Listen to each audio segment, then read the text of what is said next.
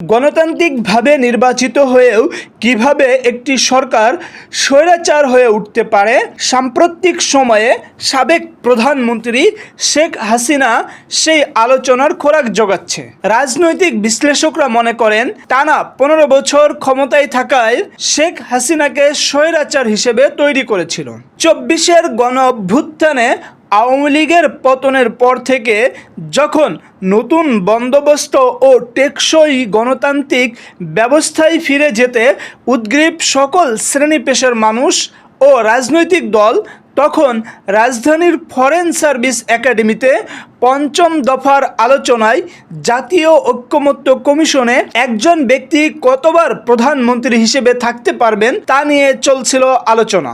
গত দিনের 2 মেয়াদের আলোচনা ছাপিয়ে দলগুলোর পক্ষ থেকে নতুন প্রস্তাব আসে, জীবদ্দশায় একজন ব্যক্তি সর্বোচ্চ 10 বছরের বেশি প্রধানমন্ত্রী হিসেবে দায়িত্ব পালন করতে পারবে না। জামাত, গণ অধিকার, এনসিপি, গণসংহতি সহ অধিকাংশ দল এই প্রস্তাবে একমত পোষণ করে। Jamaat Islami in the whole life term যে কোনো ব্যক্তি কোনোভাবেই 10 বছরের বেশি প্রধানমন্ত্রীর দায়িত্ব পালন করতে পারবেন না। এটা জাতির আকাঙ্ক্ষা। আমি মনে করি এটাই আমাদের সিদ্ধান্ত হওয়া উচিত। সর্বোচ্চ একজন ব্যক্তি কত বছর বা কত সময় প্রধানমন্ত্রী থাকতে পারবে সেটা নির্ধারণ করলে হয়তো ভালো হবে। তখন একটা ব্রেক নিয়ে সবাই নিজেদের মধ্যে আলোচনা করে একটা জায়গায় অনেকেই চলে আসছিল যে হয়তো সর্বোচ্চ 10 বছর প্রধানমন্ত্রী একজন হতে পারবে, এই সীমানাটা নির্ধারণ করা যেতে পারে। আমাদের ন্যাশনাল সিটিজেন পার্টির পক্ষ থেকে আমাদের প্রস্তাবনা ছিল যে একজন ব্যক্তি 2 বার শপথ নিতে পারবে। এই জায়গায় আমরা সীমা নির্ধারণ করার কথা বলেছিলাম, কিন্তু যদি ঐকমত্যের স্বার্থে সবাই সর্বোচ্চ 10 বছর বলে বা সময় নির্ধারণের ক্ষেত্রে আমাদের সেটা ফ্লেক্সিবল থাকবে। অধিকাংশ রাজনৈতিক দল এক ব্যক্তি সর্বোচ্চ 10 বছর এক জীবনে প্রধানমন্ত্রীর দায়িত্ব পালন করতে পারবেন, সেই রকম একটা বিষয়ে ঐকমত্য হয়েছে। 3টি রাজনৈতিক দলের ভিন্ন প্রস্তাব ছিল এবং এই বিষয়ে সর্বশেষে সিদ্ধান্ত হয়েছে দলগুলো তাদের নিজস্ব ফোরামে আলোচনা করে কিংবা পারস্পরিক আলোচনা করে আগামী বুধবার এই বিষয়ে সুনির্দিষ্ট সিদ্ধান্তে পৌঁছাবে। প্রধানমন্ত্রীর মেয়াদ নিয়ে বিএনপি সহ 3টি দল ভিন্নমত পোষণ করে। এ সময় বিএনপির স্থায়ী কমিটির সদস্য সালাউদ্দিন আহমেদ বলেন, মানুষ আমাদের উপর অনেক আশা করছে। সংস্কারের বিষয়ে ঐকমত্যে পৌঁছাতে না পারলে মানুষ রাজনীতিবিদদের উপর হতাশ হয়ে যাবে। সারা দিন রাত আপনারা আলোচনা করবেন, এতদিন আলোচনা করবেন, ফলাফল কি? আমরা আমাদের বক্তব্য আপনাদের সামনে স্পষ্ট করেছি।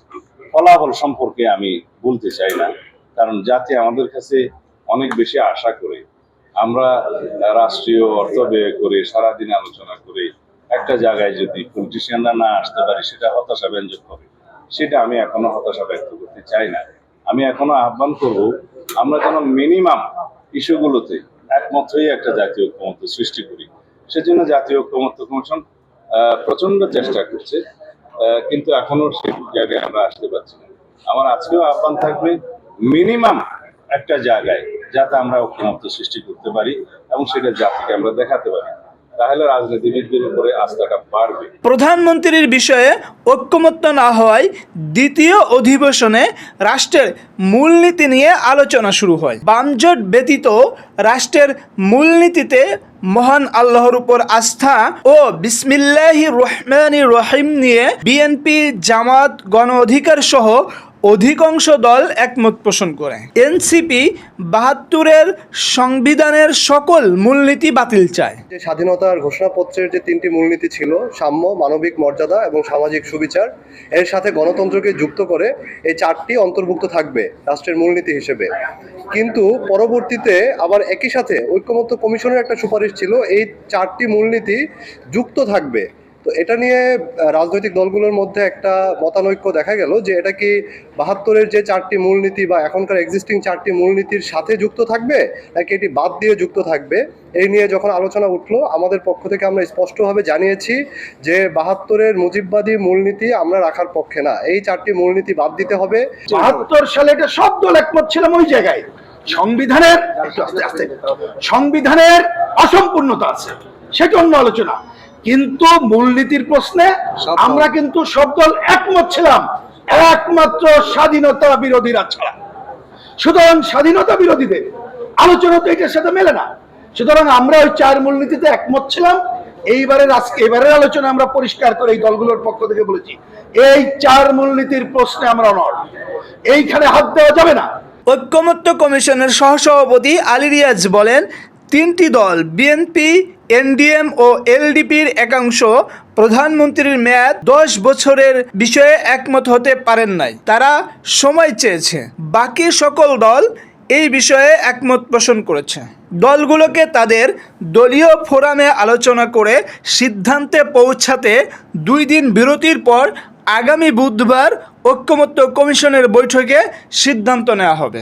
Imran Hussain, New Nation, Dhaka.